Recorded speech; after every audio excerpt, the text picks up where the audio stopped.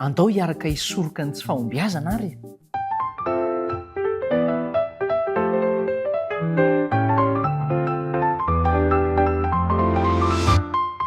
Falifaly tafaraka aminao indray asaina ianao anio hiaraka ao anatin'ny fitadiavam-baolana mba tsy hahatonga ny fahombiazana, ny tsy fahombiazana amin'ny fiainana isika.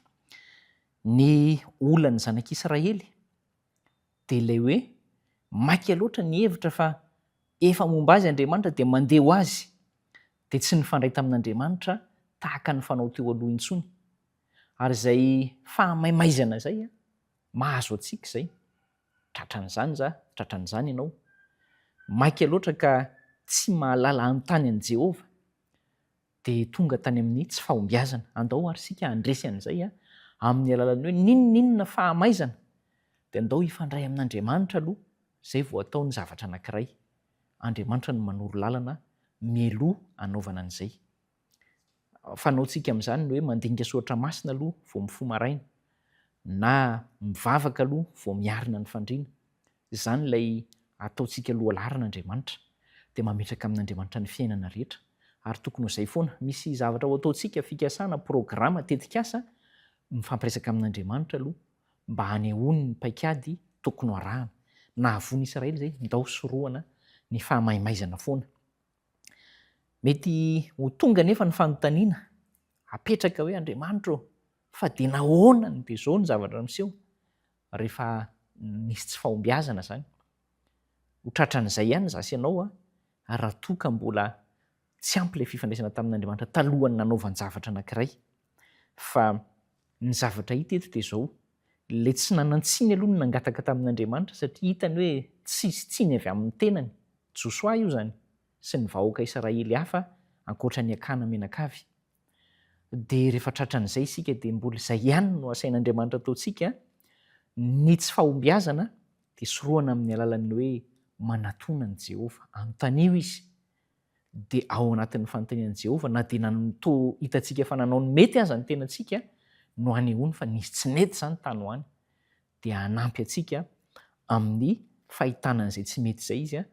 Ary ny fanapahan-kevitra rehefa avy eo dia hoe esorina ilay tsy mety, tsy averina intsony, tsy atao intsony ilay tsy mety.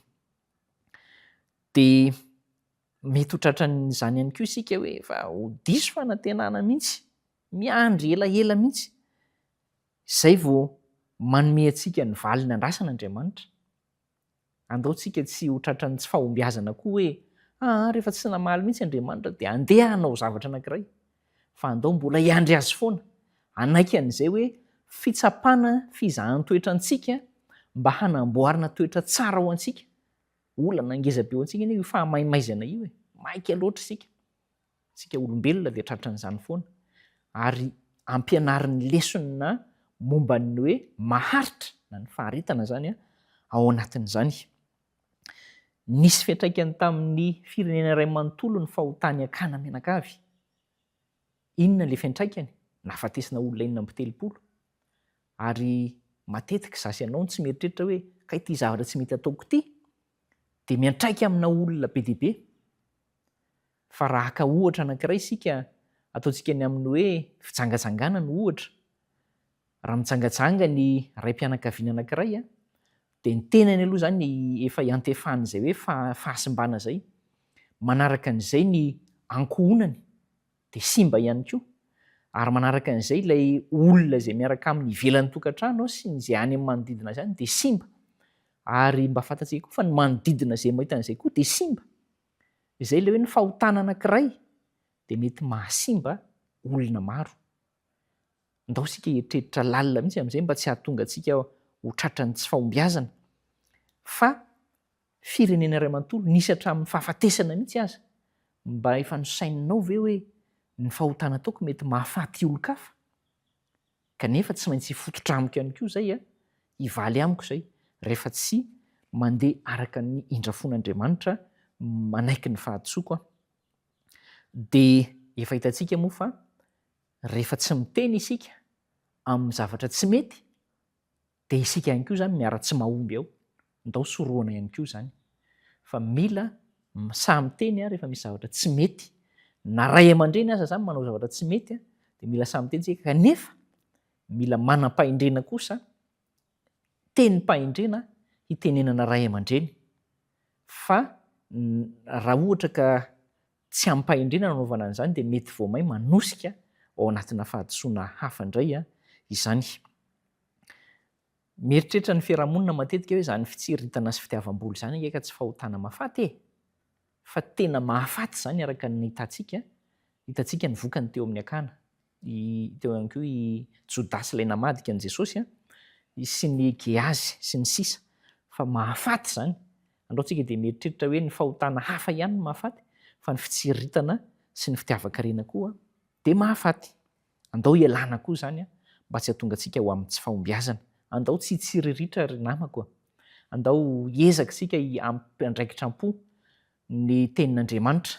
Hoy ny soratra masina Salamo 5:7-5:5 hoe fa nilo ny tongotro sy fanazavana ny lalako ny teninao. Ny tenin'Andriamanitra ihany no mahatonga antsika hita lalana tsara sy handeha amin'ny tsara. Andao sika hiara-hevitra, hialana amin'ny fitsiritana, hialana amin'ny fitiavam-boly, fitiavan-karena, andeha kosa amin'ny lalana izay entin'Andriamanitra mamonjy asy anao, dia ny fanekena ny paikadin'Andriamanitra, ny fanekena ny lalàn'Andriamanitra, ary ny tsy fidirana any amin'ny ozona dia ny tsy fankatoavana no miteraka ozona. Tsy hanao fananiantsika na eritreritra foana hoe mety foana io mba indray mandeha kely ve? Fa raha indray mandeha kely akana no nanao fahotana mahafaty mitera-bokatra natsaravina izany. Andao tsy hanararaotra toy izany eo anatrehan'Andriamanitra, na dia mamindra fo amintsika ary Andriamanitra isika tsirairay avy hivavaka isika.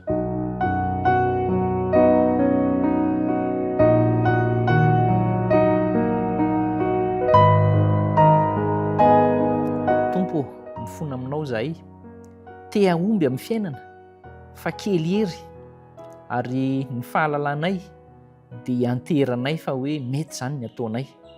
Eny na mety azy ny ataonay mety dia hiaran-javatra izay mety rasy ihany izahay. Mifono aminao izay mamindra fo, ampio izay hahatakatra fa rehefa miantehitra aminao dia ho afaka ireo tsy fahombiazana, ary rehefa mibaboka mifono aminao amin'ny fahotana natao dia ho todisoa ny famelan-keloka. Tario amin'izany izay raha nisy fahotana teo aloha izay nininay ny zirizirianay natao, ary tario kosa izay ho amin'ny lala marina ankehitriny. Amin'ny anaran'i Jesosy no angatanay izany vavaka izany. Amen.